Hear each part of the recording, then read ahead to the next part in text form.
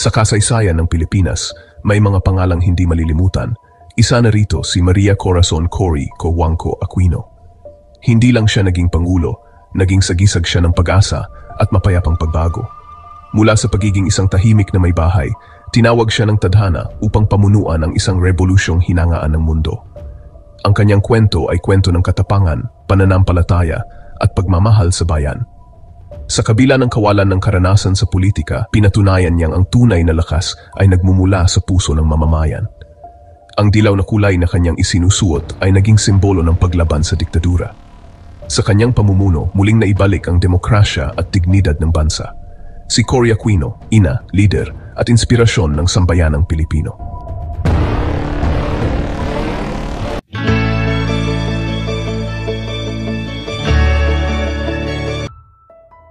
Ipinanganak si Cory noong Enero 25, 1933 sa isang pamilyang kilala sa politika at negosyo. Ang kanyang ama, si Jose Cojuangco, ay isang prominenteng negosyante at politiko, samantalang ang kanyang ina, si Demetria Sumulong, ay mula sa isang kilalang pamilya ng mga abogado at politiko. Lumaki siya sa disiplina at pananampalataya sa pagitan ng Maynila at Tarlac. Ang kanilang pamilya ay may malalim na ugat sa relihiyon at edukasyon na nagbigay ng matibay na pundasyon sa kanyang pagkatao. Nag-aaral siya sa St. Scholastica's College, isang prestihiyosong paaralan para sa mga kababaihan sa Maynila, kung saan siya unang nahubog sa mga prinsipyong Kristiyano at akademikong kahusayan.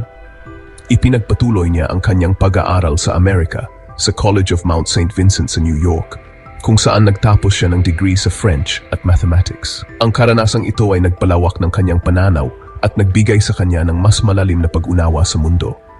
Pagbalik sa Pilipinas, nag-aral siya ng abogasya sa Far Eastern University. Dito niya nakilala si Benigno Ninoy Aquino Jr., isang batang politiko na may malalim na pagmamahal sa bayan. Ang kanilang pag-iibigan ay naging pundasyon ng isang samahan na haharap sa matitinding pagsubok. Ang kanilang relasyon ay nagpatibay sa kanilang dedikasyon sa paglilingkod sa bayan. Bilang mag-asawa, biniyayaan sina Cory at Ninoy ng 5 anak, sina Maria Elena Bolsi, Aurora Corazon Pinky, Benigno Simeon III Noynoy, Victoria Elisa Viel, at Cristina Bernadette Chris. Ang bawat isa sa kanila ay nagkaroon ng mahalagang papel sa lipunan at sa pampublikong buhay ng bansa. Si Noynoy Aquino ay naging ika-15 Pangulo ng Pilipinas na nagpatuloy sa advokasya ng kanyang mga magulang para sa demokrasya at mabuting pamamahala. Si Chris Aquino naman ay naging kilalang personalidad sa telebisyon at pelikula na nagdala ng pangalan ng pamilya sa larangan ng media at entertainment. Ang iba pang mga anak ay aktibo rin sa iba't ibang larangan, mula sa social work hanggang sa pribadong sektor, na patuloy na nagpapalaganap ng mga pinahalagahan ng kanilang mga magulang. Ang kanyang kabataan ay puno ng simpleng pangarap, pamilya at tahimik na buhay. Ngunit ang kanyang mga karanasan at edukasyon ay nagbigay sa kanya ng kakayahan at tapang na harapin ang mas malalaking hamon. Ang mga karanasang ito ang humubog sa kanyang katatagan bilang hinaharap na lider. Ang kanyang maagang buhay at ang pagpapalaki niya sa kanyang mga anak ay patunay ng kanyang dedikasyon sa pamilya, edukasyon at serbisyo sa bayan. Isang pamana na patuloy na nagbibigay inspirasyon sa mga Pilipino hanggang ngayon. Ang kasal ni Cory at Ninoy noong 1954 ay simula ng isang kwento ng pag-ibig na hinubog ng panahon, pagsubok at matinding pananampalataya. Sa isang simpleng seremonya, nagbuklod ang dalawang pusong may magkaibang mundo. Si Cory, tahimik at mahinhin, at si Ninoy, masigla at puno ng ambisyon. Ngunit sa kabila ng kanilang pagkakaiba, nagtagpo sila sa isang pangarap, ang maglingkod at magmahal, hindi lamang sa isa't isa kundi pati sa bayan. Sa mga unang taon ng kanilang pagsasama, iniwan ni Cory ang abogasya upang maging may bahay at sandigan ni Ninoy sa politika. Siya ang naging ilaw ng tahanan, tahimik na sumusuporta sa bawat hakbang ng kanyang asawa, habang pinapalaki ang kanilang mga anak sa gitna ng lumalaking responsibilidad ni Ninoy bilang batang politiko. Sa likod ng tagumpay ni Ninoy, si Cory ang tahimik na lakas ng kanilang pamilya. Siya ang nagtataguyod ng pagkakaisa at pagmamahalan sa kanilang tahanan, kahit madalas ay wala si Ninoy dahil sa tungkulin sa bayan. Sa bawat tagumpay at kabiguan, si Cory ang sandigan ng kanilang mga anak. Ngunit nagbago ang lahat nang ideklara ang batas militar noong 1972. Si Ninoy, isa sa mga pinakamatapang na kritiko ng rehimeng Marcos, ay naging boses ng oposisyon, matapang na tumutulig sa katiwalian, pang-aabuso at pagkitil sa kalayaan ng mga Pilipino. Dahil sa kanyang aktivismo at walang takot na paninindigan laban sa diktadura, siya ay inaresto at ikinulong, kasabay ng libo-libong iba pang lider ng oposisyon at aktivista.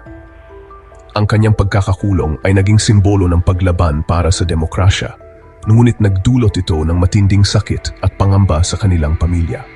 Sa panahon ng pagkakakulong ni Ninoy, dumaan sa matinding pagsubok ang pamilya Aquino. Biglang nawala ang pangunahing haligi ng tahanan. Hindi lamang emosyonal na sugat ang iniwan nito, kundi pati na rin ang bigat ng responsibilidad kay Cory. Siya ang naging tanging sandigan ng kanilang mga anak, na araw-araw ay nagtatanong kung kailan muling makauwi ang kanilang ama. Ang mga bata, bagamat bata pa, ay ramdam ang lungkot at takot, lalo na't madalas silang nakakaramdam ng pangungutya at pag-iwas mula sa ibang tao dahil sa kanilang apelyido. Hindi lamang emosyonal ang hirap, naging mahirap din ang kanilang kalagayan sa pananalapi. Nawala ng regular na kita ang pamilya, at si Cory ang nag-asikaso ng lahat ng gastusin, mula sa pagkain hanggang sa pag-aaral ng mga anak. Madalas ay kinakailangang magtipid at minsan ay umaasa na lamang sa tulong ng mga kaibigan at kamag-anak. Sa kabila ng lahat, tiniis ni Cory ang hirap, pilit na pinatatag ang loob ng kanyang mga anak at sinikap na gawing normal ang kanilang buhay kahit sa gitnang kaguluhan. Sa bawat gabi ng pangungulila, si Cory ang nagiging lakas ng kanyang mga anak. Siya ang nagpatuloy ng mga tradisyon sa bahay, nagdasal kasama ang mga bata at nagbigay ng pag-asa kahit sa mga panahong siya mismo ay halos sumuko na. Ang bawat isa sa mga anak ay natutong magtulungan, magtiis at magpakumbaba, mga aral na dala nila hanggang sa kanilang paglaki. Hindi naging tahimik si Cory sa gitna ng pagsubok. Sa kabila ng takot at pangamba, matapang niyang ipinaglaban ang karapatan ng kanyang asawa. Lumapit siya sa mga simbahan, human rights groups at mga kaibigan upang humingi ng tulong at suporta. Gumawa siya ng mga pampublikong pahayag, sumulat ng mga liham sa mga opisyal ng gobyerno at internasyonal na organisasyon, at lumahok sa mga kilos protesta upang ipaglaban ang kalayaan ni Ninoy at ng iba pang bilanggong politikal. Sa bawat hakbang, isinantabi niya ang sariling takot at kaligtasan, handang magsakripisyo para sa asawa at sa bayan. Sa Amerika, naranasan nila ang tahimik na buhay, malayo sa gulo ng politika sa Pilipinas. Ngunit kahit malayo, nanatili ang hangarin ni Ninoy na bumalik at ipaglaban ang demokrasya. Si Cory, bagamat nag-aalala, ay buong pusong sumuporta sa pangarap ng kanyang asawa. Alam niyang ito ang tanging paraan upang mabigyan ng kinabukasan ang kanilang bayan. Si Cory ang naging inspirasyon at lakas ni Ninoy sa gitna ng panganib. Sa bawat desisyon ni Ninoy, naroon si Cory, tahimik ngunit matatag, nagbibigay ng tapang at pag-asa, kahit alam niyang maaring mawala sa kanila ang lahat. Ang kanilang pagmamahalan ay naging pundasyon ng legasiyang magpapabago sa kasaysayan ng Pilipinas. Sa likod ng bawat laban, may kwento ng sakripisyo, pag-asa at walang hanggang pagmamahal, isang kwento ng pag-ibig at politika na patuloy na nagbibigay inspirasyon sa bawat Pilipino. Sa gitna ng lahat ng pagsubok, ipinakita ng pamilya Aquino ang tunay na diwa ng katatagan at sakripisyo, isang pamana na hindi malilimutan. Noong 1983, bumalik si Ninoy Aquino sa Pilipinas matapos ang ilang taong pagkakabilanggo at pagpapatapon sa Amerika. Sa kabila ng banta sa kanyang buhay, pinili niyang harapin ang panganib, dala ang pag-asang muling magising ang diwa ng demokrasya sa bansa. Ngunit sa mismong tarmac ng paliparan, siya ay pinaslang, isang trahedyang yumanig hindi lamang sa kanyang pamilya, kundi sa buong sambayanang Pilipino. Ang balitang ito ay mabilis na kumalat, nagdulot ng matinding lungkot at galit sa puso ng marami. Ang kanyang pagkamatay ang naging mitsa ng mas matinding pag-aaklas ng damdamin ng mga Pilipino laban sa diktadura. Sa bawat kandilang sinindihan at bawat luha ng pagluksa, lalong tumindi ang panawagan para sa pagbabago at hustisya. Sa gitna ng matinding dalamhati, si Corazon Aquino, ang tahimik at mapagkumbabang may bahay ni Ninoy, ay naging simbolo ng lakas, dignidad at pag-asa. Unti-unti siyang lumitaw bilang tinig ng mga naulila at ng mga naghahangad ng kalayaan. Ang kulay dilaw, na dating simpleng simbolo ng pagsuporta kay Ninoy, ay naging sagisag ng paglaban at pagkakaisa. Sa bawat dilaw na laso at bandila, sumikoy ang pag-asa ng bayan. Ang mga protesta at kilos masa ay naging regular na tanawin sa mga lansangan ng Maynila at iba pang bahagi ng bansa. Dumarami ang mga Pilipinong naglalakas loob na ipahayag ang kanilang saloobin, humihingi ng katarungan at tunay na pagbabago. Sa harap ng lumalakas na panawagan ng bayan, nagpasya si Ferdinand Marcos na magdaos ng snap election noong 1986, isang hakbang na layuning patunayan ang kanyang kapangyarihan at lehitimong pamumuno. Umaasa si Marcos na sa pamagitan ng halalan, mapapatibay niya ang kanyang posisyon at mapapawi ang pagdududa ng sambayanan. Hinikayat ng bayan si Cory Aquino na tumakbo bilang Pangulo, isang hamon na tinanggap niya matapos ang malalim na pagninilay at panalangin. Sa kabila ng kanyang pag-aalinlangan, pinili niyang ipaglaban ang adhikain ng kanyang asawa at ng sambayanan. Ang desisyong ito ang nagbukas ng pinto para sa makasaysayang People Power Revolution, isang mapayapang pag-aaklas na nagbuklod sa milyon-milyong Pilipino mula sa iba't ibang antas ng lipunan. Mula sa anino ni Ninoy, si Cory ay naging leader ng oposisyon, matatag na humarap sa mga pagsubok at paninira, at naging inspirasyon ng bagong pag-asa. Ang kanyang tapang at paninindigan ay nagbigay inspirasyon sa milyon-milyong Pilipino na maniwala sa kapangyarihan ng pagkakaisa at mapayapang pagbabago. Noong 1986, sa harap ng lumalakas na panawagan para sa pagbabago, biglang inanunsyo ni Pangulong Ferdinand Marcos ang isang snap election. Layunin niyang patunayan ang kanyang lehitimong pamumuno at patahimikin ang mga kritiko. Ngunit sa halip, ito ang naging mitsa ng mas matinding tensyon at pagkakabuklod ng sambayanan. Sa kabilang panig, si Cory Aquino, isang simpleng may bahay na naging simbolo ng demokrasya, ay tinanggap ang hamon.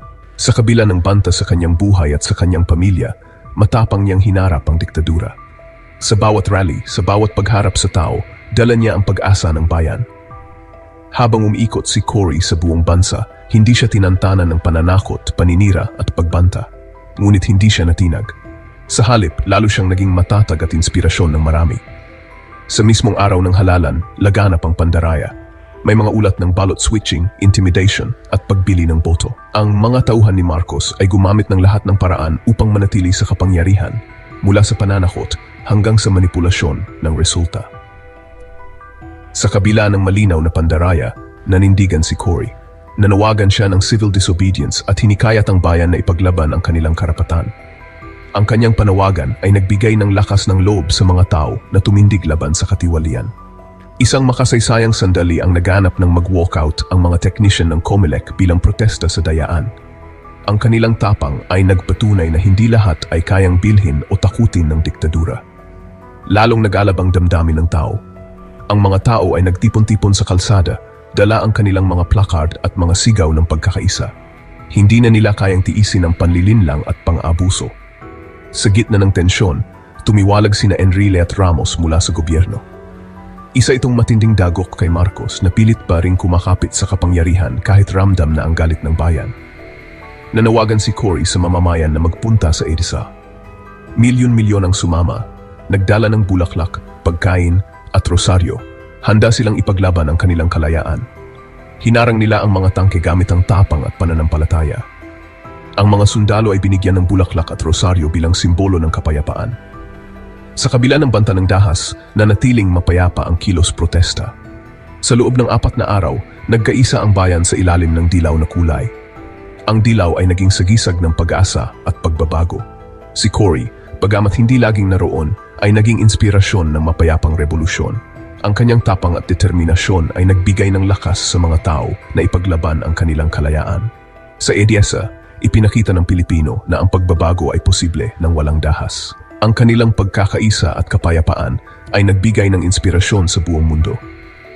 Ang tagumpay ng People Power ay nagbalik ng demokrasya sa bansa.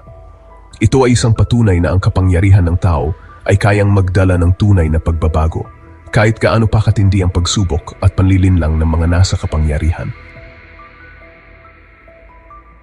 Noong Pebrero 25, 1986, nanumpa si Cory bilang ika-11 Pangulo ng Pilipinas, simbolo ng pagtatapos ng diktadura. Unang hakbang niya ang pagpapanumbalik ng demokrasya, pinalaya ang mga bilanggong politikal, binuwag ang lumang konstitusyon at bumuo ng bagong saligang batas. Itinatag ang 1987 Constitution, naglagay ng checks and balances at Bill of Rights. Sa ekonomiya, sinimulan niya ang reforma, tinutukan ang utang at inilunsad ang Comprehensive Agrarian Reform Program. Hinarap niya ang maraming kudeta at banta sa seguridad, ngunit nanatiling matatag. Sa kabila ng mga pagsubok, unti-unting bumango ng bansa. Ang kanyang pamumuno ay naging tulay mula sa paniniil tungo sa bagong umaga ng kalayaan. Si Cory ay naging simbolo ng pag-asa at pagbabago. Ang pamumuno ni Cory ay kakaiba, hindi batay sa dahas, kundi sa integridad, pananampalataya at sinseridad. Tinawag siyang plain housewife, ngunit dito nag-ugat ang kanyang lakas, malapit siya sa masa. Ang kanyang debosyon sa Diyos ay naging sentro ng kanyang pamumuno, nagbibigay ng lakas sa gitna ng krisis.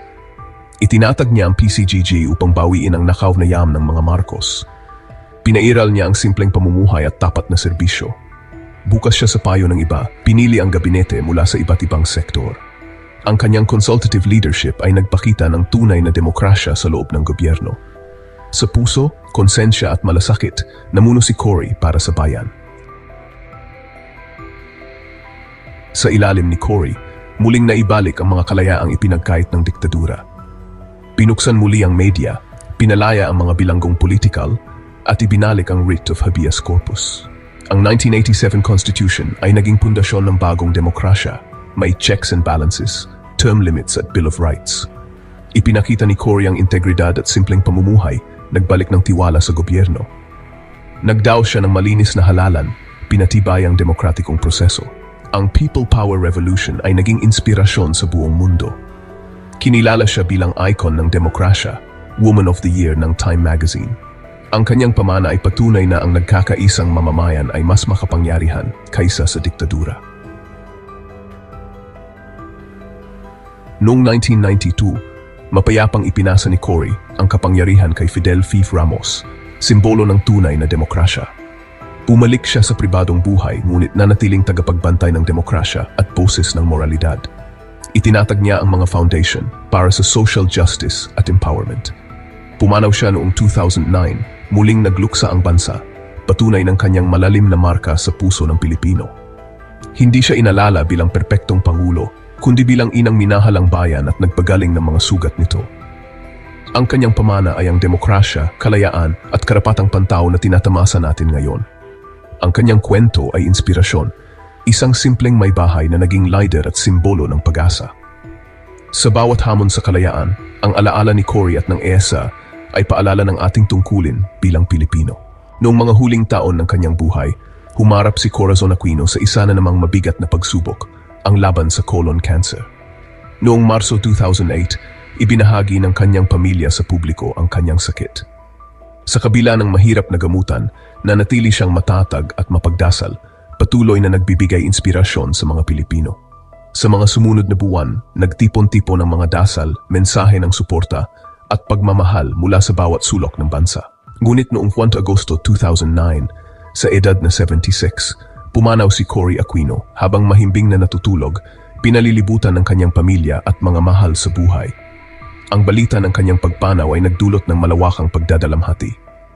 Libu-libang Pilipino ang dumagsa sa kanyang burol sa LaSalle Green Hills at sa Manila Cathedral, nag-alay ng dilaw na bulaklak at mga dasal. Muling nabalot ng dilaw ang EDSA at nagkaisa ang bansa sa pagluluksa. Maging ang mga kalaban sa politika ay nagbigay pugay sa kanyang kabayanihan. Habang inihahatid siya sa huling hantungan, nagbunya ang mga tao sa kalsada, sumisigaw ng Cory, Cory, at nagwawagayway ng mga dilaw na bandana, patunay ng kanyang hindi matitinag na koneksyon sa sambayanan. Hindi lamang siya inalala bilang unang babaeng pangulo ng bansa, kundi bilang matatag na tagapagtanggol ng demokrasya at karapatang pantao. Sa kanyang pamumuno, naibalik ang kalayaan ng pamamahayag, naitatag ang 1987 Constitution, at naibanggo ng tiwala ng taumbayan sa pamahalaan. Ang kanyang buhay at kamatayan ay nag-iwan ng aral, kahit ang simpleng mamamayan ay maaaring maging instrumento ng pagbabago. Hanggang ngayon, ang pangalan ni Cory Aquino ay nananatiling liwanag at gabay, isang ina, leader, at tunay na simbolo ng pag-asa ng sambayanang Pilipino. Sa bawat Pilipinong patuloy na lumalaban para sa demokrasya at karapatan, buhay ang diwa ni Cory Aquino. Ang kanyang tapang at malasakit ay patuloy na nagbibigay inspirasyon sa mga susunod na henerasyon na sa harap ng anumang pagsubok, ang bawat isa ay may kakayahang magdala ng pagbabago at pag-asa para sa bayan.